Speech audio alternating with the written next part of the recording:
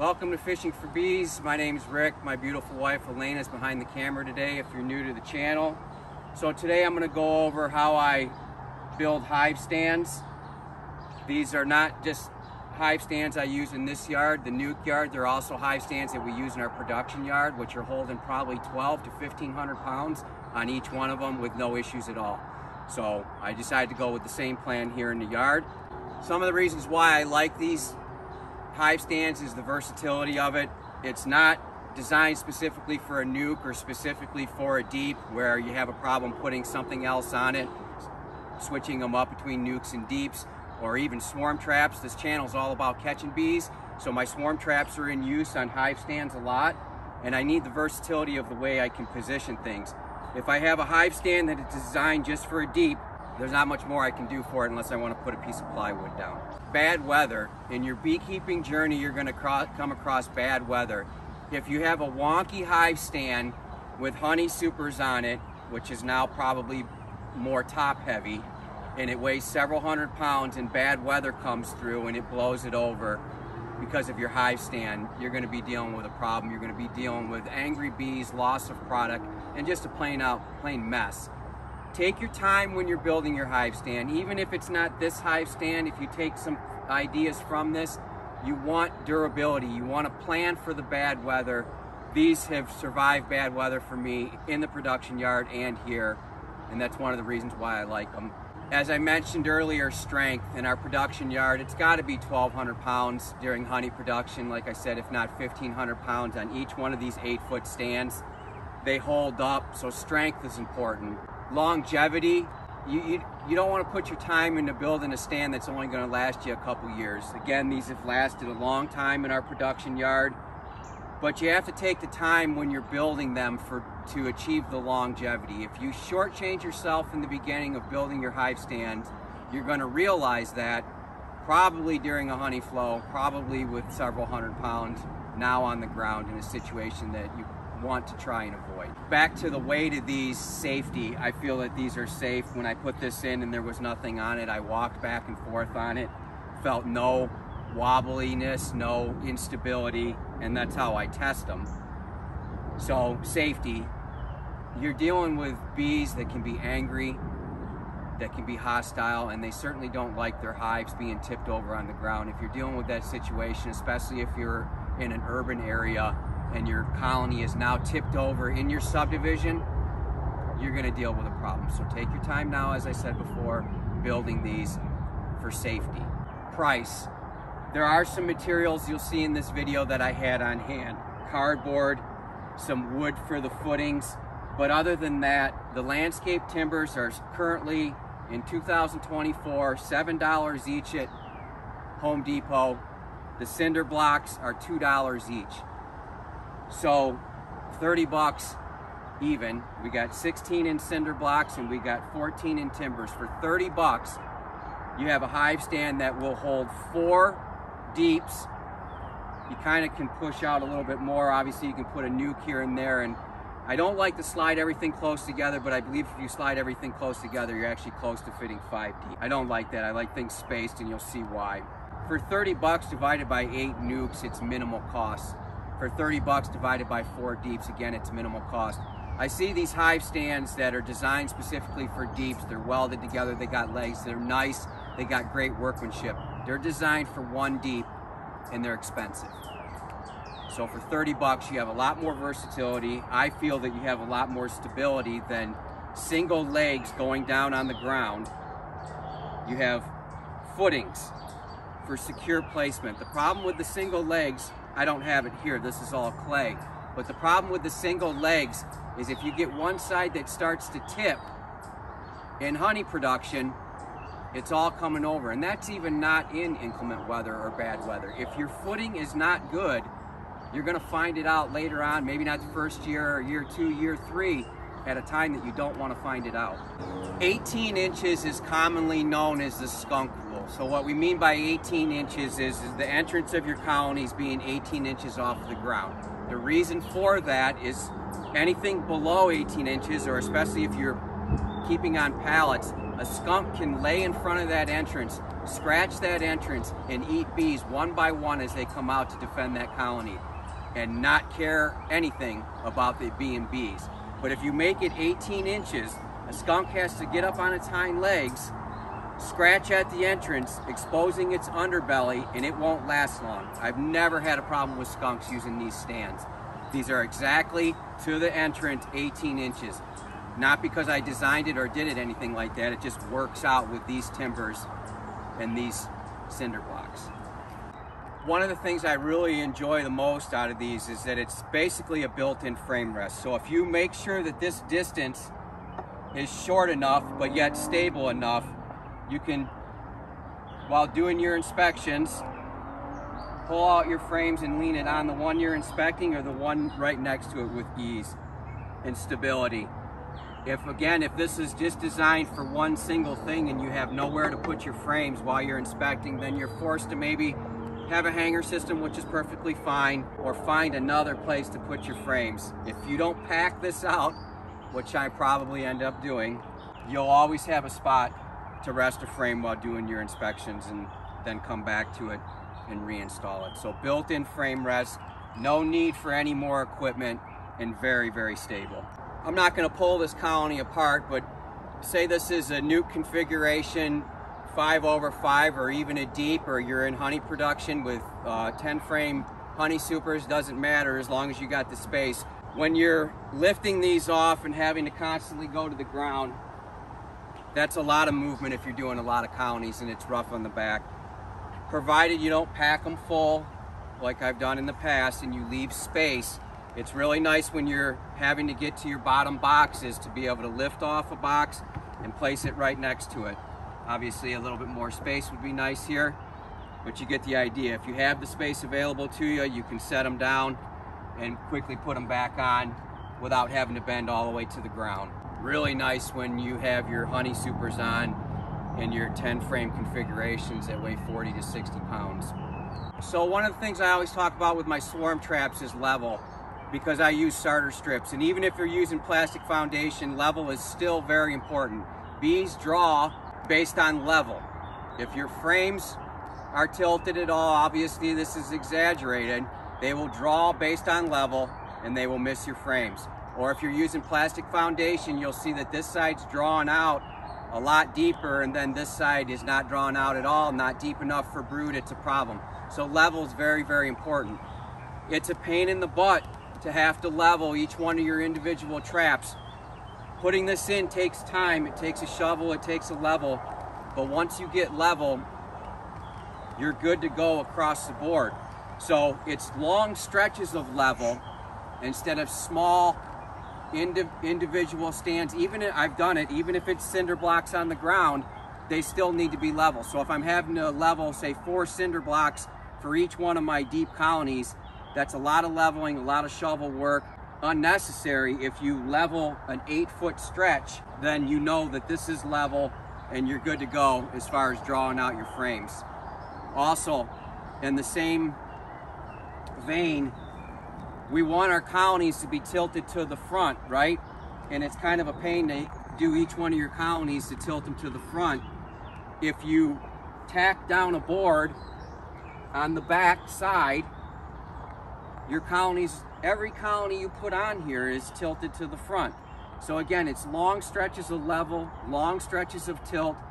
You don't have to think about it again. You can just put colonies on here. I put swarm traps on here and I already know that they're set level and also tilted forward. You may get done with a setup like this and it not be perfect, such as this one right here. This one is slightly lower on this end of the 8-foot stretch than it is over there. And you can level each individual colony, but also you can just lift the one side that's shy and shim just the one side to bring this 8-foot stretch into level, and all your colonies are level the way you want it. So leveling does need to take place, and if you do get some settling, you know, a couple years down the road or months down the road, because these footings are starting to settle, which they will, and you need to then bring it back to level, you just need to level one side, and then the whole stretch is level. While we're over here, I want to show how I utilize these open spaces. So this is a bait station for ants, right? So I have holes drilled in here with a ant bait that they're going to take back to the colony. Bees can't access through this hole, but you don't want this thing getting wet. You don't want it blowing away. One of the things I do to make sure it doesn't get wet is put it in a Tupperware container. But then you got these nice little cutouts, and they stay so dry in there, the wet bait isn't going to be effective. So they're out of sight, out of range for the bees because of the holes, and then also out of the environment because of these. I've also stored shims in here. I do a lot of shimming. I like things level. So I've stored shims in here, and I've stored a hive tool in here. When you're out and you remember that you forgot your hive tool, you'll always have one. In regards to weather and safety, and then also when I'm installing swarm traps, what I'll go over here in a second, I commonly use tie-down straps.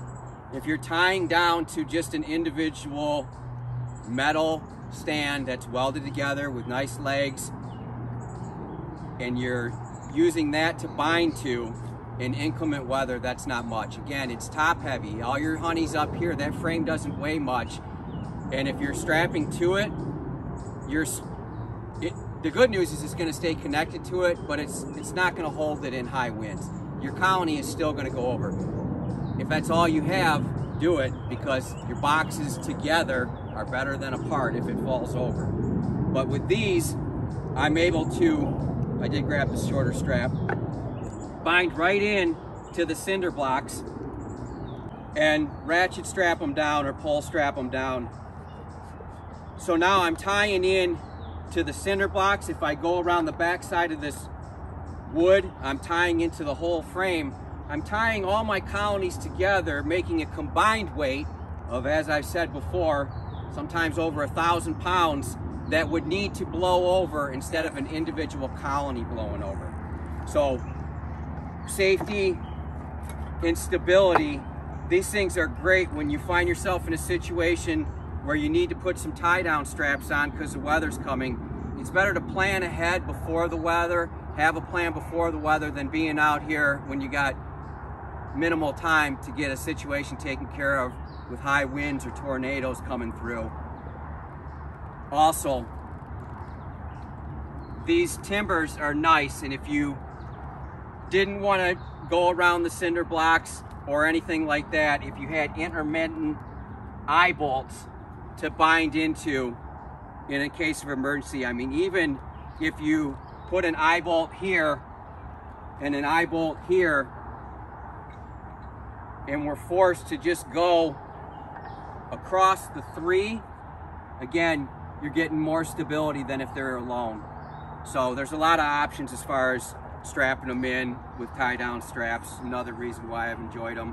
While we're on tie-down straps, I move my swarm traps at night to ensure no orphans, and I put them on the colony that they're going to be moved into. This colony is obviously occupied, this swarm trap is not full, but I move them and place them directly on the new home that they're going to move into, open their entrance so that they have orientation flights to the new home location. After install, I take this away. They already know where the GPS is set. But these are top heavy. This is the home that they're going to move into. It has no weight inside of it. It's empty. Again, with the straps, I can strap these down, and if I do before install get any type of weather, these swarm traps aren't going anywhere. Okay, so those are the reasons why I like all these. We're going to get into building it. We're going to keep this short. It's just going to be segmented out of the steps that I took to get them done. If you liked anything that you heard and you appreciate the video, please like and subscribe, and we'll get right into the building. Good evening. Welcome to Fishing for Bees. This is my pathetic holding yard. We have another yard, but this one is where we gave away the colonies at. Anyways, you can see on this one right here, we only had 2 nucs, 5/5 and a 10 frame single at one point, and it started bowing. This was a last minute thing. This is not how I like to build hive stands, so I'm not going to waste too much time. I'm going to get right into it. If you get anything out of this video, please like. I'd appreciate it. It's 2024, so I'm curious what year you're seeing this. I know searches like this type of stuff in beekeeping seem to stick around a long time. So anyways, first thing we're gonna do is prep. So we're gonna get rid of all this. And we're gonna run an 8-foot hive stand there. A little bit about the materials that I'm gonna use. We are gonna utilize 4 of the cinder blocks that I just showed you. So total of 8 cinder blocks. I like the ones with the lip on them. 2 landscape timbers, 8-foot landscape timbers. 2 large pieces of cardboard. That's kind of optional. I find it makes it easier. And then this board right here is wide enough so it can accept the footprint of the cinder block, and then also long enough that you can put the cinder block for the backside on the same board. Helps to stabilize everything. This is just how I like to do. I find that it works really well. If you see my other yard, I got 16 feet set up this same way. All right, so we have our prep done. You want to really weed whack the ground super tight, like your 16-year-old son who wants to use a car and you asked him to weed whack. Also, anything that might be growing into your back while you're doing inspections. So the colonies obviously are going to be facing me up here. My back is going to be against that brush. So I cut it back tight. That stuff grows fast, gets in your way, and you don't want to have to do that every time you need to get into your colonies. So prep is over with, and we're going to move on to leveling and putting down the cardboard and the wood foot supports. Man, it was brutal moving these rocks up here. All right, so I'm losing light, but a couple things we had to do. We had to take some ground from the left, throw it to the right. Underneath the cardboard to the right, there is 2 pieces of OSB board under those 2 to the right, just to bring those higher. It was pretty well slanted down to the right, and we had to fix some of that. It's not perfect. You can fix a lot with shims on this stand, which I do often, because most important is level from left to right, and then higher in the back if you can, and lower in the front for water to drain out. But all that can be fixed on the stand with shims and stuff. So it's not perfect. I do believe there's going to be some settling to the left because I dug some ruts where those boards are. So when I put these heavy cinder blocks on there, I believe there's going to be some sinkage. So I am planning for that, and hopefully that'll bring it in line. We're going to take a break, call it a night, and we'll come back to it tomorrow. So here we are the next day after some rain and some wind. I just wanted to show you this step as well. So don't overlook the leveling the best you can during this process, because when you get 1,000 pounds on these in honey production and you find out they're wonky, everything has to come off to reset it. So take your time at this point. I will say, last night I set the wood footing, the cinder blocks and the timbers, and I let it sit overnight. And over here on the right hand side we had some settling that I didn't anticipate. So I was able to get more clay under that footing, and you can see over there I had to remove clay just to get this to level. So don't overlook this step and the importance of this step. Again, when there's 1,000 pounds on here, you're gonna remember that you overlooked making sure that you have sure footing. I'm happy that I have all this clay available to me to put underneath here. Dirt will just wash away. Also, some things to consider are some paving stones, but I'm trying to keep this on a budget and show that you can make a stand for 30 bucks. The sky's the limit as far as establishing your footing. The footing is the most important part. If you do have some spaces on the ends with these boards because of the bow and the board, that's fine. You're gonna, once you start stacking on here, level it out. So sure ground is very, very important. 1,000 pounds and these will start sinking, and you'll regret that you didn't spend your time on this step. As far as the cardboard, some better options if you don't mind the plastic waxed cardboard as far as decomposing. Certainly that'll last a lot longer than these just shipping boxes. Some ideas where to get that is from furnace installers, appliance places. They'll be happy to give you their trash. So you can go there, some better cardboard options. The cardboard in this case is mostly just a weed barrier. It's not going to buy me decades. It's only going to buy me a couple years. And we're going to do other things throughout the years to keep the weeds under control in this area. So off to the next step. All right, so here we go. One of the other things I do is I put a 1-inch stick on the back. You know, if you can get an 8-foot stick and attach to the back with some screws, that'd be the best. That provides your tilt forward for any water that may get inside your colonies during melting snow or heavy rain or whatever. You always want to tilt them forward, have it run right out the door. Also during the winter, condensation on the inside, runs down the front, runs out the door. Always tilt them forward. So this is it. It was 30 bucks. I had to buy the timbers and I had to buy the cinder blocks. I had the spare wood for the footing and I had the cardboard, and the chips were part of another project. So I guess I could add in the chips, but the chips didn't have to be done. Also, chips are not the best. Pea gravel, crushed concrete, and then certainly pouring a concrete slab would be the best for avoiding small hive beetle problems or anything like that. Chips are going to decompose, and this is up on a hill, so I'm not concerned that it's going to get wet or muddy or anything like that. It has pretty good runoff. So this is what I do. I've done this in my production yard. These stands have had 4 colonies in a nuke. I think one time I was able to squeeze 5 on it. So we're talking over 1,000 pounds have been on these. I wouldn't go with 6 cinder blocks, and I certainly wouldn't go with 4 cinder blocks. That's too big of a span.